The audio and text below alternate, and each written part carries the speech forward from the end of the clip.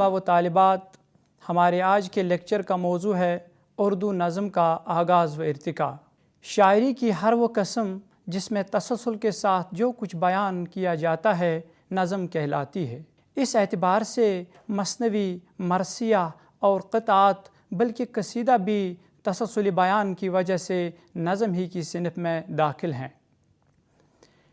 حیت کے اعتبار سے مخمس، مسدس، مربع، ترکیب بند اور ترجیح بند نظم کے مختلف روپ ہیں۔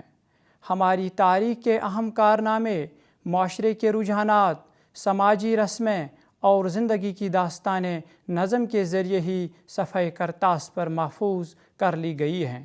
دیگر شعری اصناف کی طرح نظم کا آغاز بھی دکنی دور سے ہوتا ہے، بلکہ امر واقع یہ ہے کہ دکنی دور میں غزل کی طرف توجہ بعد میں منعطف ہوئی اور نظم پہلے وجود میں آئی۔ اس سلسلے میں ڈاکٹر ابرار رحمانی یوں رقم طراز ہیں: کوٹ: اردو نظم کی تاریخ کا جائزہ لیتے ہوئے سب سے پہلے ہماری نگاہ دکن پر پڑتی ہے۔ اردو شعر و ادب کے گہسوئے سنوارنے میں شمال سے زیادہ اہم رول دکن نے ادا کیا۔ انکوٹ۔ دکنی شعراء نے شاعری کو آغاز میں ہی تبلیغی مقاصد کے لیے استعمال کیا، اس لیے نظم میں بھی مذہبی خیالات و جذبات کی بھرپور انداز میں عکاسی کی گئی۔ صوفیہ کرام اپنی روح پرور تعلیمات کو نظم کے ذریعے عوام تک پہنچاتے رہے اور اس طرح نظم کے ذریعے لوگوں کے دلوں کو ہدایات کی روشنی سے منور کرتے رہے۔ بادشاہوں کی سرپرستی میں قصیدہ خوانی کا رجحان پیدا ہوا، اسی کے ساتھ ساتھ داستانوں کے لیے بھی نظم ہی کا سہارا لیا گیا۔ اس دور کے ابتدا میں خواجہ بندہ نواز گیس و دراز کے والد سید یوسف حسین شاہ، محمد اکبر حسینی نظامی، صدر الدین عبداللہ حسینی وغیرہ نے نظموں کے ذریعے اپنے خیالات، جذبات، میلانات اور دلی کیفیات کا اظہار کیا۔ دکنی دور میں قلی قطب شاہ کے یہاں بھی نظمیں ملتی ہیں اور اردو نظم کے ارتقاء میں ان کی نظموں کا اہم مقام ہے۔ قلی قطب شاہ کے دیوان میں بہت سے موضوعات پر نظمیں ملتی ہیں، مثلاً ملکی مناظر، قومی رسم و رواج، سماج کے رجحانات، انسانی جذبات اور جنگی معرکوں کے بیانات پر مشتمل نظمیں دیکھنے کو ملتی ہیں۔ دکنی دور میں چند اور شعراء جن میں ابراہیم عادل شاہ، میرانجی، جنیدی، وجہی، رستمی، گواسی، ابن نشاطی، جانم، ہاشمی، نصرتی، عبدالفائز وغیرہ قابل ذکر ہیں۔ لیکن ان شعراء نے اس صنف یعنی نظم کو اپنے قصائد، مرثیوں اور مثنیوں میں استعمال کیا، یعنی ان اصناف میں کچھ ایسے ٹکڑے مل جاتے ہیں جن پر موضوع کے اعتبار سے نظم کا اطلاق ہوتا ہے۔ ان اصناف میں غزل کے مقابلے میں خارجی زندگی کی عکاسی ہوتی رہی، یعنی جگ بیتی کا رجحان غالب رہا، اور یہی وہ مشترکہ خصوصیت ہے جو ان اصناف کو نظم کے زمرے میں شامل کرتی ہے۔ بقول وزیر آگا: کوٹ: دکنی نظم عام طور سے مثنوی، قصیدہ اور مرثیہ کے روپ میں ابھری۔ بے شک حیت اور موضوع کے اعتبار سے یہ اصناف ایک دوسرے سے مختلف ہیں، تاہم خارجی اشیاء اور واقعات کو مس کرنے نیز استقرائی کو اختیار کرنے کے باعث یہ اصناف نظم کے زمرے میں ہی شامل ہیں۔ چنانچہ دکنی دور میں ان مختلف اصناف کی ترویج دراصل نظم ہی کی ترویج تھی۔ انکوٹ۔ لیکن ہماری اصل بحث وہ نظم ہے جو موضوع اور حیت دونوں اعتبار سے نظم ہو، جس میں بالیدگی ہو، ابتدا و وسط ہو اور اختتام ہو۔ اس اعتبار سے نظم کے واضح نقوش نظیر اکبر آبادی کے یہاں ملتے ہیں۔ یہ اردو نظم کی خوش نصیبی تھی کہ اسے نظیر اکبر آبادی کے روپ میں ایک ایسا شاعر نصیب ہوا جس نے تنہا روایت سے الگ ہو کر نظم کو ہی اپنے تجربات و خیالات کا وسیلہ بنایا اور فارسی و ہندی کی روایتوں کا سہرا لیے بغیر نظم نگاری کا ایک عالیشان تاج محل تعمیر کر دیا۔ اگرچہ نظیر سے پہلے سبھی شعراء اردو نظم کا دروازہ کھٹکھٹاتے رہے، لیکن اسے کھولنے اور نظم نگاری کے دشت کی سیاحی کی سعادت کسی کو حاصل نہیں ہوئی۔ یہ سعادت نظیر کے حصے میں آئی۔ نظیر کی شاعری کا کینواس بہت وسیع ہے۔ انہوں نے ہر موضوع پر قلم اٹھایا اور ہر رنگ کی نظمیں لکھی ہیں۔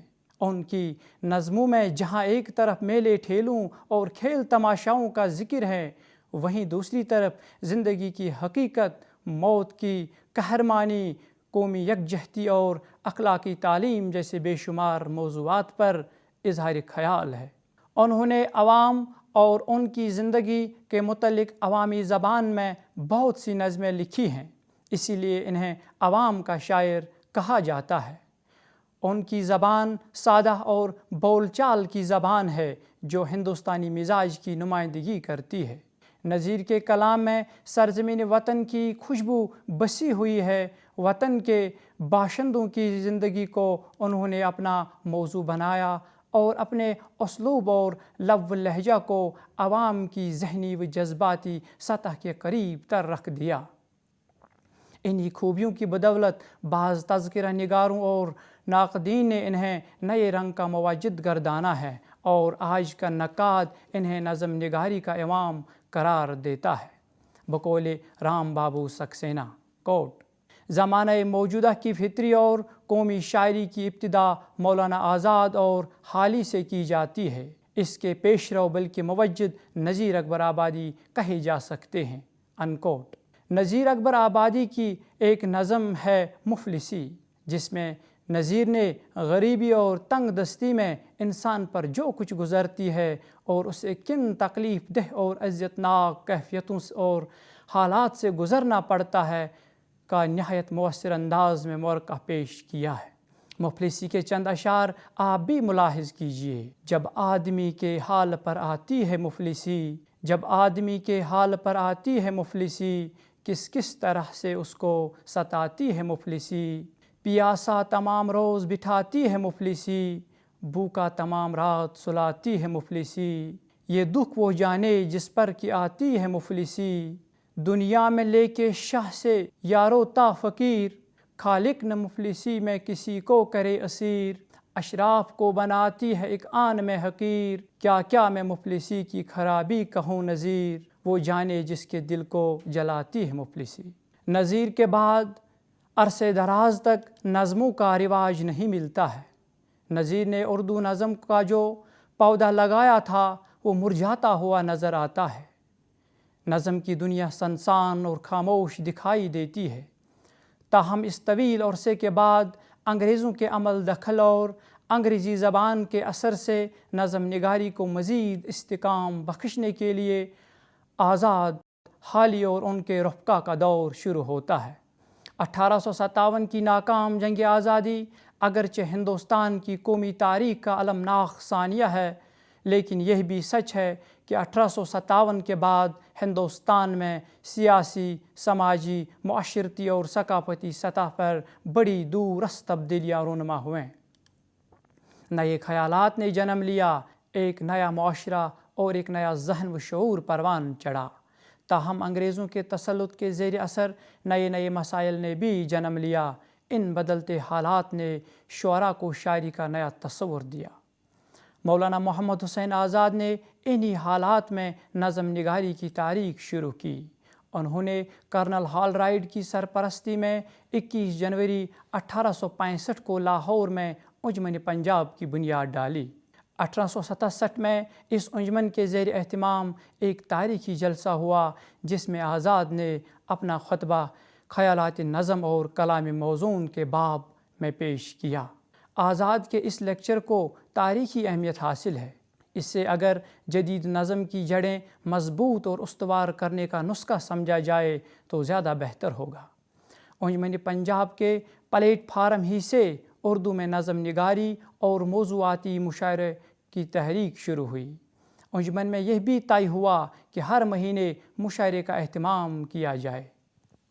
اگرچہ مشاعروں کا یہ سلسلہ دیر تک نہیں رہا، تاہم اس انجمن کے تحت 30 جون 1874 سے 3 مارچ 1875 تک 10 مشاعرے منعقد ہوئے۔ چند مشاعروں میں حالی نے بھی شرکت کی۔ پہلا مشاعرہ 30 جون 1874 برسات کے موضوع پر منعقد ہوا، جس میں حالی نے برقع رت اور آزاد نے ابر کرم نظمیں پڑھ کر اپنے اپنے انداز میں برسات کی خوبیاں اور خوبصورتی بیان کی۔ ان 2 حضرات کے علاوہ اور بھی کئی شعراء نے ان مشاعروں میں شرکت کی۔ آزاد کی نظموں میں دلکشی، رنگینی اور رعنائی پائی جاتی ہے۔ وہ اپنی نظموں میں استعارے سے حسن پیدا کرنا خوب جانتے ہیں۔ شب قدر، صبح امید، خواب امن، داد انصاف، وداع انصاف، گنج قناعت، ابر کرم، زمستان وغیرہ ان کی دلکش نظمیں ہیں۔ ان نظموں میں آزاد نے شعری تدابیر کو بروئے کار لا کر تصویر کشی بڑے بلیغ اور خوبصورت انداز میں کی ہے۔ شیرین و مترنم الفاظ کا استعمال بڑے حسین انداز میں کیا ہے۔ بیجا مبالغہ آرائی سے دامن بچاتے ہوئے جذبات کی سچی تصویر کشی کرتے ہیں۔ حالی نے نظم کو بام عروج پر پہنچایا، اس لیے حالی کو جدید نظم نگاری کا باوا آدم کہنے میں کوئی مبالغہ نہیں ہے۔ گہری سنجیدگی اور شدید احساس نے انہیں قومی شاعر بنا دیا ہے۔ انہوں نے قومی، معاشی، معاشرتی اور سیاسی موضوعات کے علاوہ سماجی ناانصافی، نابرابری اور عورت کے حقوق کی پامالی اور اخلاق کی گراوٹ پر بھی نظمیں تحریر کی ہیں۔ مدجزر اسلام، مناجات بیوہ، چپ کی داد اور مرثیہ غالب ان کی قابل ذکر نظمیں ہیں۔ نظم مسدس مدجزر اسلام حالی کا ایک عظیم ادبی شاہپارہ ہے۔ اس طویل نظم میں حالی نے بڑے دل گداز انداز میں مسلمانوں کے عروج و زوال کا نقشہ کھینچا ہے۔ یہ نظم حالی نے سر سید کی فرمائش پر ضبط تحریر میں لائی۔ سر سید حالی کی اس پرگداز، پرتاثیر اور پرجوش و پرخلوص نظم کو ان الفاظ میں خراج تحسین پیش کرتے ہیں۔ کوٹ: قیامت میں جب اللہ تعالیٰ مجھ سے پوچھے گا کہ ہمارے واسطے کیا لایا تو میں کہوں مسدس حالی۔ انکوٹ۔ چند بند ملاحظ کیجیے۔ وہ فرقہ جو آفاق میں محترم تھا، وہ امت لقب جس کا خیر الامم تھا، نشان اس کا باقی ہے صرف قدیاں کہ گنتے ہیں اپنے کو ہم بھی مسلماں۔ مجھے ڈر ہے اے میرے ہم قوم یارو، مبادہ کہ وہ ننگ عالم تمہیں ہو۔ گر اسلام کی کچھ اہمیت ہے تم کو تو جلدی سے اٹھو اور اپنی خبر لو، وگرنہ یہ قوم آئے گا راست تم پر کہ ہونے سے ان کا نہ ہونا ہے بہتر۔ حالی کے معاصرین میں علامہ شبلی نعمانی کا خاصا مقام ہے۔ ان کی نظموں میں جذباتیت اور جوش کے ساتھ ساتھ طنز کا عنصر بھی حاوی ہے۔ شبلی نے اردو نظم کو سیاسی طنز کے نئے رنگ سے روشناس کیا ہے۔ ان کی نظموں میں جدت کی جھلکیاں نظر آتی ہیں اور ان میں اپنے زمانے کی زندگی کی ترجمانی بھی موجود ہے۔ جدید نظم کے معماروں میں اکبر الہ آبادی اور اسماعیل میرٹھی کا نام بھی سر فہرست ہے۔ دیہاتی ماحول پر نظمیں لکھ کر میرٹھی نے اردو کو ایک نیا افق فراہم کیا۔ انہوں نے اپنی نظموں میں مناظر قدرت کی متحرک تصویروں کو پیش کیا ہے۔ اسماعیل میرٹھی نے بچوں کے لیے بھی نظمیں لکھیں اور بچوں کے ادب کو اپنی شگفتہ، سادہ اور دلکش نظموں سے مالا مال کر دیا۔ اکبر الہ آبادی جو قدامت پسند ہوتے ہوئے بھی جدید شاعری کے علم بردار ہیں، ان کا یہ طرح امتیاز حاصل ہے کہ انہوں نے اردو شاعری میں ایک نیا رنگ اور ایک اچھوتا ہوا انداز پیدا کیا۔ اکبر کی شاعری اپنے عہد کا حقیقی آئینہ ہے۔ اس عہد میں ہندوستانی تہذیب مغربیت کے غلبے سے دوچار تھی۔ انہوں نے انگریزوں کی اندھی تقلید کرنے کی مزاحمت کرتے ہوئے مشرقی تہذیب کو زندہ رکھنے اور رواج دینے پر زور دیا۔ اکبر کو اردو میں طنز و مزاح کے سب سے بڑے شاعر کی حیثیت حاصل ہے۔ وہ ہر بات وثوق سے کہتے ہیں، ان کی ہر بات میں سوچ و وچار کا عنصر ہے۔ انہوں نے فن کے نئے معیار قائم کیے، نئی جمالیاتی اقدار کو پیدا کیا ہے، اسی لیے ان کی شاعری میں جدت سب سے زیادہ ہے۔ موجودہ دور کی بے پردگی کے خلاف اکبر اپنے ظریفانہ رویے سے ہمیں یوں احساس دلاتے ہیں۔ بے پردہ نظر آئیں جو کل چند بیبیاں، اکبر زمین میں غیرتی قومی سے گڑ گیا، پوچھا جو ہم نے آپ کا پردہ وہ کیا ہوا، کہنے لگیں کہ عقل پہ مردوں کی پڑ گیا۔ اردو نظم کی تاریخ میں سرور جہاں آبادی اور نظم طباطبائی کے نام بھی اہم اور قابل ذکر ہیں۔ انہوں نے اردو نظم کو نئی جہتوں سے روشناس کیا۔ سرور نے انگریزی شاعری کا اردو میں ترجمہ کر کے اردو شاعری میں نیا رنگ اور آہنگ پیدا کرنے کی کامیاب کوشش کی۔ انہیں وطن کے ذرے ذرے سے محبت تھی، اسی لیے انہوں نے اپنی نظموں میں ہندوستانی ماحول، رسوم و عقائد، ہندوستانی روایات و اساطیر اور ہندوستانی طرز و فکر کی ترجمانی کی ہے۔ نظم طباطبائی نے بھی اردو میں نئے انداز کی نظمیں لکھیں اور اس سے بڑھ کر انہوں نے بہت ساری انگریزی نظموں کو اردو کے قالب میں ڈالا۔ انہوں نے انگریزی شاعری ولیم گرے کی مشہور نظم ایلیجی کا منظوم اردو ترجمہ گوری گھریباں کے نام سے کیا۔ یہ اردو میں استنزا کے اسٹائل میں پہلی نظم ہے۔ ان شعراء کے بعد اردو نظم ملک کے بدلتے ہوئے حالات و واقعات کے ساتھ ساتھ اپنا رنگ بدلتی نظر آتی ہے۔ اب اردو نظم میں تحریک آزادی اور انقلاب کی گونج سنائی دیتی ہے۔ علامہ اقبال اور چک بست سے انقلابی شاعری کا آغاز ہوتا ہے۔ چک بست نے ہندو مسلم اتحاد اور حب الوطنی کا ذکر متعدد نظموں میں کیا ہے۔ اردو نظم کو نئی شناخت دینے میں علامہ اقبال کا اہم حصہ ہے۔ انہوں نے اردو نظم کو فکر، موضوعات کی نئی دنیا کے ساتھ ساتھ زندگی کے اعلیٰ قدروں سے مالا مال کر دیا۔ یہ اقبال ہی ہے جنہوں نے اردو نظم نگاری کو نئی جہات اور بالغ نظری عطا کی۔ ان کی ابتدائی دور کی نظموں میں تلاش، جستجو اور تجسس کا رنگ گہرا ہے۔ قیامی یورپ کے دوران ان کے خیالات میں ایک عظیم انقلاب آیا اور ان کے کلام اور پیام نے ایک نیا انداز اپنایا۔ اوروں کا ہے پیام اور میرا پیام اور ہے، اوروں کا ہے پیام اور میرا پیام اور ہے، عشق کے درد مند کا طرز کلام اور ہے۔ اقبال نے شاعری کو محض دل بہلانے کا ذریعہ نہیں بنایا، بلکہ انہوں نے وقت اور حالات کے رخ کو پہچان کر بڑے فلسفیانہ اور حکیمانہ انداز میں انسان کو افسردہ اور زوال پذیر فضا سے نکال کر خود اعتمادی کی روشنی میں لا کھڑا کیا۔ انہوں نے اردو نظم کو فکر و خیال کا ایک نیا جہاں دیا۔ ان کی نظمیں اپنی فکری و فنی خصوصیات کی وجہ سے اردو شاعری میں سنگ میل کی حیثیت رکھتی ہیں۔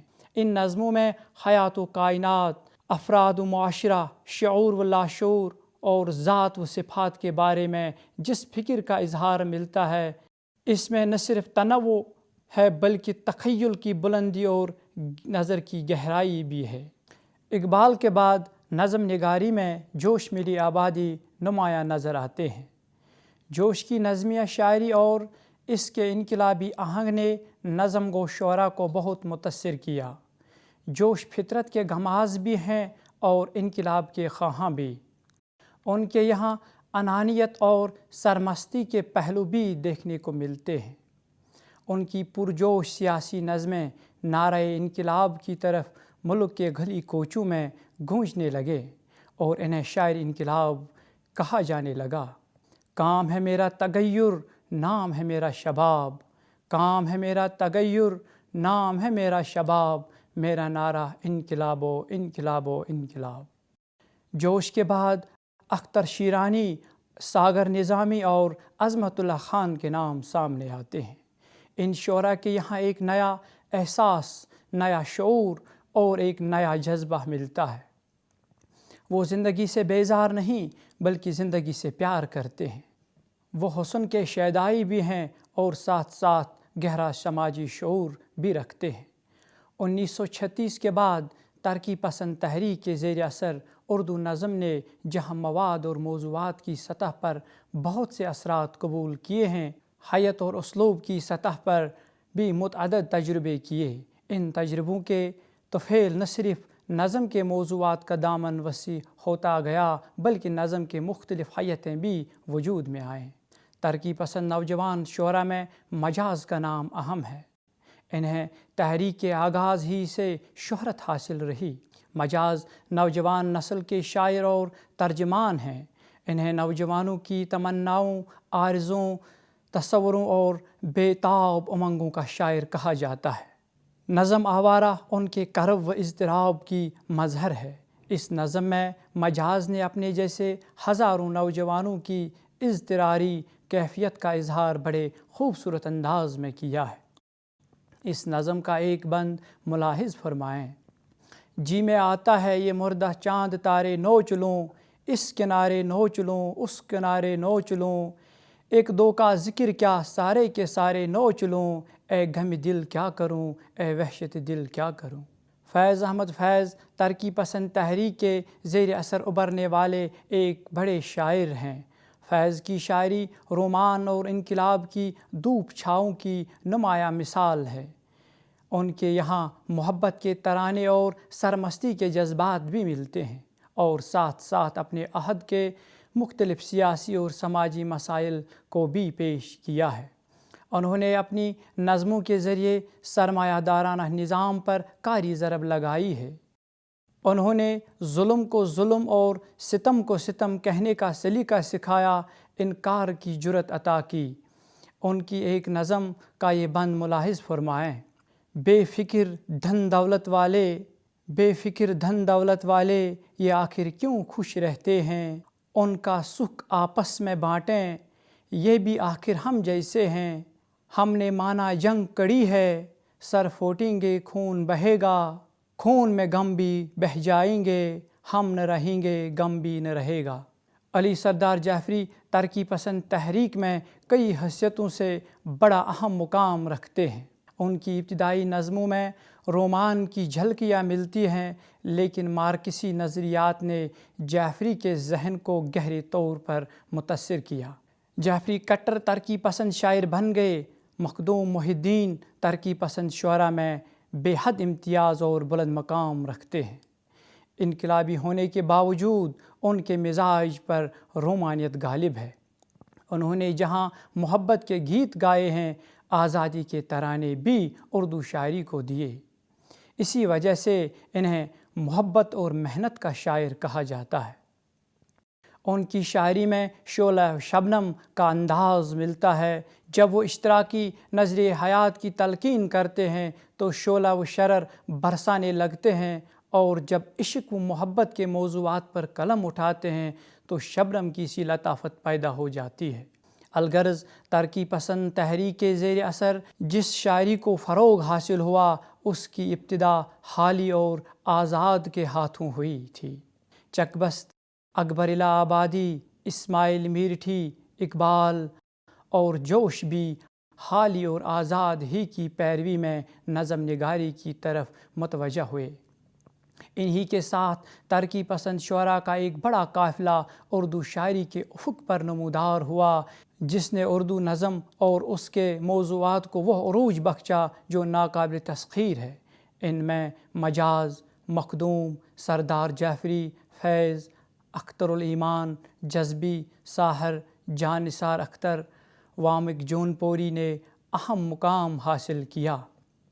ان کے علاوہ ترقی پسند تحریک کے زیر اثر اردو نظم کے فروغ میں علی جواد زیدی، مسعود اختر جمال، کیفی اعظمی، شمیم کرہانی، اختر انصاری، شہاب ملیح آبادی، نیاز حیدر، وقار امبالوی، سلام مچھلی شہری، شاد عارفی، احمد ندیم قاسمی، پرویز شاہدی، منیب الرحمن، مجید امجد، عزیز حامد مدنی، ظہیر کاشمیری، شہاب جعفری، وغیرہ نے اہم کردار ادا کیا۔ اختر الایمان اردو نظم کی تاریخ میں ایک اہم نام ہے۔ ان کی ابتدائی نظموں پر رومانی شاعری کے واضح اثرات نظر آتے ہیں، لیکن اختر الایمان کو جلد ہی احساس ہوا کہ ذاتی حصار کے باہر بھی ایک وسیع دنیا ہے۔ اسی لیے وہ ذات کے خول سے باہر آ کر اپنے عہد کے تقاضوں کو سمجھنے اور عصری زندگی کے مسائل کو اپنی شاعری میں سمونے کی طرف متوجہ ہوئے۔ اختر الایمان اپنی نظموں میں انسانی محسوسات کی ترجمانی بڑے فطری انداز میں کرتے ہیں۔ وہ زندگی کی تہوں میں اترتے ہیں اور زندگی کے حقائق کا تجزیہ کرتے ہیں، جس کی وجہ سے ان کی نظموں میں تفکر کا عنصر نمایاں ہے۔ ان کی تخلیقات کے مطالعے سے پتہ چلتا ہے کہ وہ پورے آشوب کو اپنے وجود میں جذب کر چکے ہیں۔ فراق گورکھپوری ان کی شاعری پر تبصرہ کرتے ہوئے لکھتے ہیں، کوٹ: نئے شاعروں میں سب سے گھائل آواز اختر الایمان کی ہے۔ اس میں جو چوٹیلا پن، تلخی اور جو دہک اور تیز دھار ہے، وہ خود بتا دے گی کہ آج ہندوستان کے حساس نوجوانوں کی زندگی کا المیہ کیا ہے۔ انکوٹ۔ ترقی پسند تحریک کے قیام کے ساتھ ساتھ ہی 1939 میں لاہور میں حلقہ ارباب ذوق کا قیام عمل میں آیا۔ حلقہ کے افراد، جن میں میران جی، نون میم راشد، صلاح الدین احمد اور قیوم نظر وغیرہ خاص طور پر قابل ذکر ہیں، کسی غیر ادبی نظریے کو ادب سے وابستہ کرنے کے لیے تیار نہیں تھے اور نہ ہی اسے کسی نظریہ کا اعلی کار بنانا چاہتے تھے۔ ان کے نزدیک اچھا اور معیاری ادب وہ ہے جو اپنے ماحول کا عکاس و ترجمان بھی ہو اور جس میں روایات کی پاسداری بھی موجود ہو۔ حلقہ نے حیت اور داخلیت پر زیادہ زور دیا، لیکن سیاسی اور سماجی حالات سے بھی حلقہ کے شاعر بیگانہ نہیں ہے۔ انہوں نے سیاسی، تہذیب اور سماجی موضوعات پر اظہار خیال کیا۔ بہرحال اردو نظم کی جڑوں کو مضبوط کرنے میں حلقہ نے ایک نمایاں کارنامہ انجام دیا۔ ہماری ادبی تاریخ میں حلقہ کے نام اور کام کو فراموش نہیں کیا جا سکتا۔ خاص کر اردو نظم کے حوالے سے میران جی اور نون میم راشد کا نام ہمیشہ زندہ رہے گا۔ میران جی حلقہ ارباب ذوق کے روحی رواں تھے۔ انہوں نے روایتی نظم نگاری سے بغاوت کر کے آزاد نظم کو فروغ دیا۔ ان کی نظم مقصدیت، نظریہ پرستی اور وضاحت سے پاک، مگر شعریت، فکری آزادی اور حیاتی ارتکاز کی گماز ہے۔ میران جی کے یہاں جنس ایک اہم موضوع رہا ہے، لیکن انہوں نے جس انداز میں جنس کو اشعار کے سانچے میں ڈھالا ہے، وہ میران جی کے مخصوص مزاج کی دلیل ہے۔ نون میم راشد حلقہ ارباب ذوق کے اہم نظم نگار ہے۔ اردو نظم کی دنیا میں ان کی تخلیقات سے ایک نئے دور کا آغاز ہوتا ہے۔ ان کی نظموں کی حیت اور تکنیک اردو داں حضرات کے لیے ایک نئی اور انوکھی چیز ہے۔ راشد کی نظموں میں پیچیدگی اور کہیں کہیں ابہام بھی ہے۔ وہ فرانس اور انگلستان کے نظم نگاروں سے متاثر تھے۔ ان کی نظم سادہ اور بیانیہ سے قطعی مختلف ہے۔ ان میں افسانوی اور ڈرامائی انداز گل مل گئے ہیں۔ 1960 کے بعد جدید کی تحریک نے اردو نظم کو ایک نیا موڑ دیا۔ اردو نظم کے موضوع، اسلوب اور حیت تینوں سطحوں پر تبدیلیاں آئیں۔ اس تحریک سے وابستہ شعراء نے نظم کو اپنے اندرونی احساسات و جذبات کا ترجمان بنایا۔ روایتی اور فرسودہ مضامین سے دامن بچاتے ہوئے فرد کی محرومی و تنہائی اور اس کی شکست و ریخت کا اظہار نظموں میں ہونے لگا۔ صنعتی اور مشینی دور سے پیدا شدہ خلفشار اور ذہنی بے اطمینانی کی بازگشت بھی اس دور کی نظموں میں سنائی دیتی ہے۔ اس دور کی نظموں میں اجتماع سے زیادہ فرد کو خارجی صورتحال سے زیادہ انسان کی نفسیاتی کیفیات کو یک رنگی کی بجائے ہم آہنگی کو بنیادی اہمیت دی گئی۔ اس لیے انہوں نے نئی زبان اور انوکھی تشبیہات، استعارات اور علامتوں کا سہرا لیا۔ ابتکار جالب ثاقب فاروقی، قاضی سلیم، بلراج کومل، منیر نیازی، عمیق حنفی، احمد حمیش، باقر مہدی، زرینہ شاہنی، قاضی سلیم وغیرہ جیسے شعراء نے نظمیہ شاعری میں نئی حیثیت کی روح پھونکی اور اسے نئے افق سے آشنا کرایا۔ ان کے بعد کی نسل میں مظہر امام، بشر نواز، زبیر رضوی، شہریار، ندا فاضلی وغیرہ نے جدیدیت کو اپنایا۔ ان شعراء کے یہاں حسن عشق کے مرحلے بھی ہیں، گھریلو زندگی کی شیرینیاں اور تلخیاں بھی ہیں، عدم تحفظ و خوف جیسے احساسات بھی عام ہیں۔ 1990 سے موجودہ دہائی تک جن شعراء کی نظموں نے قارئین کو اپنی طرف متوجہ کیا، ان میں منصور اعجاز، نعمان شوق، ریاض لطیف، شکیل العظمی، الیاس شوقی، خان شمیم، اکرم خاور، راشد جمال فاروقی، شکیب نیازی، زبیر رضوی، ساقی فاروقی، مظہر امام، شمس الرحمن فاروقی، صلاح الدین پرویز، منیب الرحمن، شفیق فاطمہ شعری، راشد آزار، حنیف ترین، شاہد عزیز، عطاء الرحمن طارق، جاوید ندیم اور فرحان حنیف کے نام لیے جا سکتے ہیں۔ عزیز طلباء و طالبات، اسی کے ساتھ اردو نظم آغاز و ارتقاء کا یہ دوسرا لیکچر بھی ختم ہوتا ہے۔